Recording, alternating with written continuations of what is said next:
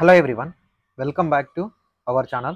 2024 start అయ్యే ముందే వచ్చిన ఒక మంచి నోటిఫికేషన్ అని చెప్పొచ్చు.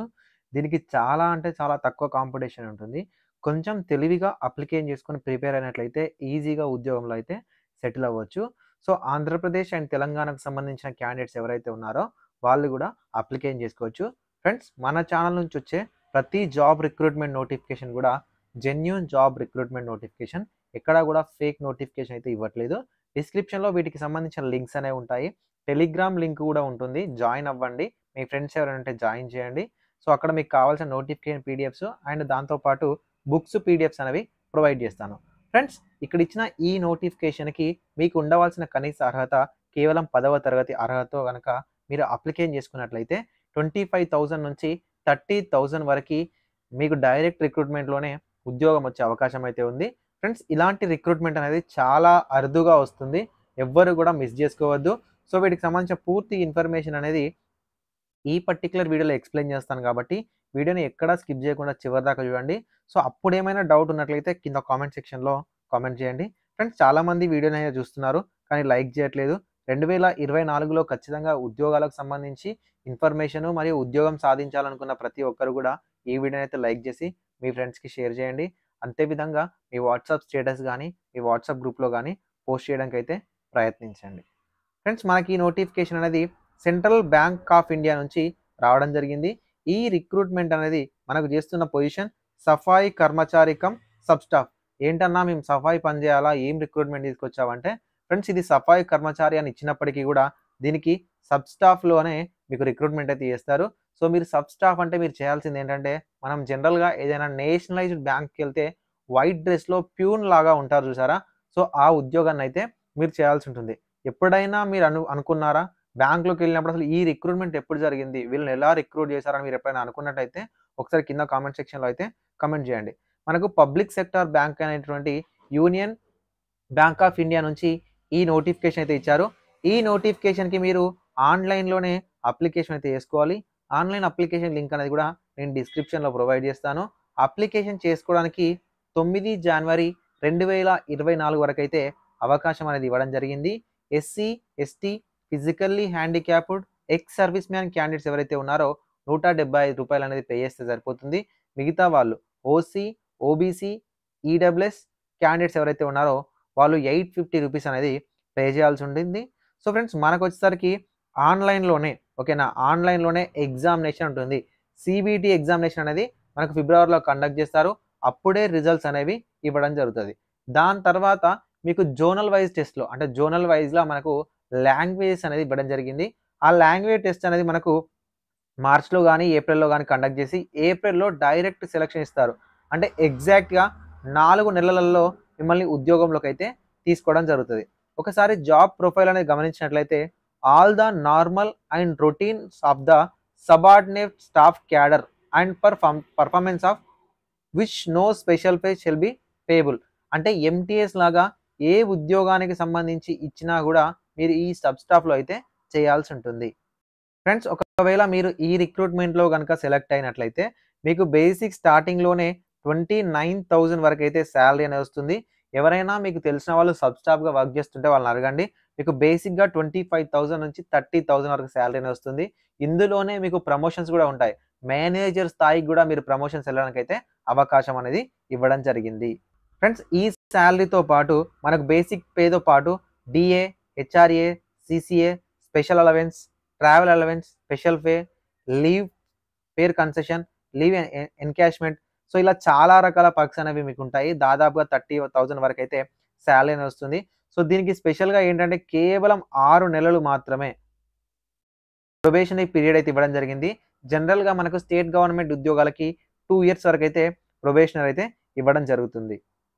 ఈ రిక్రూట్మెంట్‌కి అప్లికేషన్ చేసుకోవాలనుకున్నట్లయితే మీకు ఉండవలసిన ఏజ్ వచ్చేసరికి 18-26 సంవత్సరాల ఏజ్ ఉన్న ఓసీ, ఈడబ్ల్యూఎస్ క్యాండిడేట్స్, అదేవిధంగా 26+3 ఇయర్స్ అనేది ఓబీసీ క్యాండిడేట్స్‌కి, సో 26+5 ఇయర్స్ అనేది ఎస్సీ, ఎస్టీ క్యాండిడేట్స్‌కి.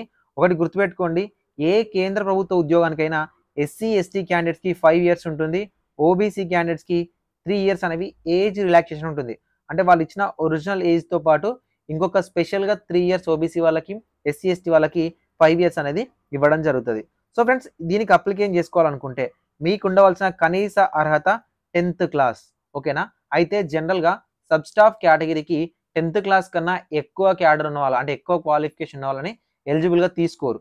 కానీ స్పెషల్గా ఈ రిక్రూట్మెంట్లో వాళ్ళు ఏం మెన్షన్ చేశారంటే హయ్యర్ క్వాలిఫికేషన్కి ఉన్నా పర్లేదు కానీ హయ్యర్ క్వాలిఫికేషన్ ఉన్న వాళ్ళకు ఎక్స్ట్రాగా మార్క్స్ అనేవి కలపము, 10th స్టాండర్డ్నే ప్రామాణికంగా తీసుకుంటాం అనేది మెన్షన్ చేయడం జరిగింది. మీకు 10వ తరగతి అర్హత ఉంటే ఖచ్చితంగా ఈ రిక్రూట్మెంట్కి అప్లికేషన్ చేసుకోండి. సో ఈ రిక్రూట్మెంట్కి మీరు అప్లికేషన్ చేసిన తర్వాత సెలెక్షన్ ప్రొసీజర్ ఎలా ఉంటుందంటే మనకు ఆన్లైన్ ఎగ్జామినేషన్ ఉంటుంది. అది కూడా ఐబీపీఎస్ కండక్ట్ చేస్తుంది. దాంతోపాటు లోకల్ లాంగ్వేజ్ టెస్ట్. ఈ లోకల్ లాంగ్వేజ్ టెస్ట్ అంటే ఏంటి అండ్ ఆన్లైన్ సిబిటీలో మీకు ఉండే క్వశ్చన్ చూసినట్లయితే దాదాపుగా మనకు 70 మార్క్స్కి 90 మినిట్స్కి సిబిటి అనేది కండక్ట్ చేస్తారు.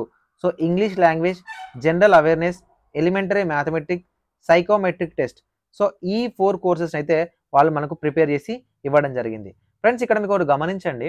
సో ఈ ఉద్యోగాలకు మరి ప్రిపేర్ అవ్వాలి ఇంట్లో కూర్చొని అంటే మనకు విజన్ అప్డేట్ అని, ఓకేనా, విజన్ అప్డేట్ అని యాప్ లింక్ అనేది డిస్క్రిప్షన్లో ఇస్తాను. ఓకేనా. అందులోకి వెళ్తే జాబ్స్ అకాడమీ టైల్ ఉంటుంది. అందులో మీకు కావాల్సిన courses and test series, especially test series అనేది ఇవ్వబోతున్నాము. సో అది మీకు చాలా బాగా యూజ్ అవుతుంది. ఎవరైతే రౌండ్ 1 క్లియర్ చేస్తారో వాళ్ళకి రౌండ్ 2కి సంబంధించి అంటే సెకండ్ పేపర్ వచ్చేసరికి లాంగ్వేజ్ టెస్ట్ అనేది కండక్ట్ చేస్తారు.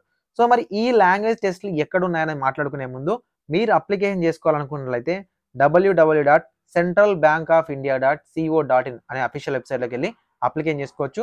ఆన్లైన్ అప్లికేషన్ వీడియో కావాలి అనుకున్నట్లయితే కామెంట్ సెక్షన్లో ఎస్ అని కామెంట్ చేయండి. ఎక్కువ సంఖ్యలో మనకు రెస్పాన్స్ అని వచ్చినట్లయితే ఖచ్చితంగా మీకు ఆన్లైన్ అప్లికేషన్ వీడియో అనేది చేస్తాను. సో ఫ్రెండ్స్ ఇక్కడ మీకు ఉండవలసిన లాంగ్వేజ్ టెస్ట్. సో లాంగ్వేజ్ టెస్ట్లో మనకి ఇక్కడ తెలుగు అనిపించదు. ఎందుకంటే మనకు తెలుగు స్టేట్లలో వేకెన్సీ అనేవి లేవు. అన్న మరి ఎలా అంటే మనము 10th క్లాస్ వరకు హిందీ అండ్ ఇంగ్లీష్ అనేది వన్ ఆఫ్ ద సబ్జెక్ట్లో చదువుకున్న వాళ్ళం, తెలుగు వాళ్ళం. సో కాబట్టి మనం ఎలిజిబిలిటీ ఉన్న స్టేట్ చూసినట్లయితే బీహార్, ఛత్తీస్గఢ్, ఢిల్లీ, జార్ఖండ్, మధ్యప్రదేశ్ అండ్ రాజస్థాన్. ఈ స్టేట్లకి మనం అప్లికేషన్ చేసుకోవచ్చు. ఫ్రెండ్స్ జనరల్గా మనం ఢిల్లీ వెళ్ళాలంటే కష్టపడతాం. అలాంటిది ఇలాంటి ఉద్యోగం కోసమైనా సో ఢిల్లీ వెళ్ళి ఎగ్జామినేషన్ రాసైనా చూసి రావడానికి అయితే ట్రై చేయండి. సో దాంతోపాటు మీరు ప్రిపేర్ అయ్యి వెళ్ళండి, ఖచ్చితంగా ఉద్యోగం అనేది వస్తుంది. చాలా వరకు నార్త్ ఇండియన్స్ ఏం చేస్తారంటే మన దగ్గరికి వచ్చి ఎగ్జామ్స్ రాస్తూ ఉంటారు, మన వాళ్ళు ఎక్కడికి వెళ్ళరు. సో ఒక్కసారి ఆలోచించి అక్కడికి వెళ్ళి ఎగ్జామ్ రాయడానికి అయితే ట్రై చేయండి.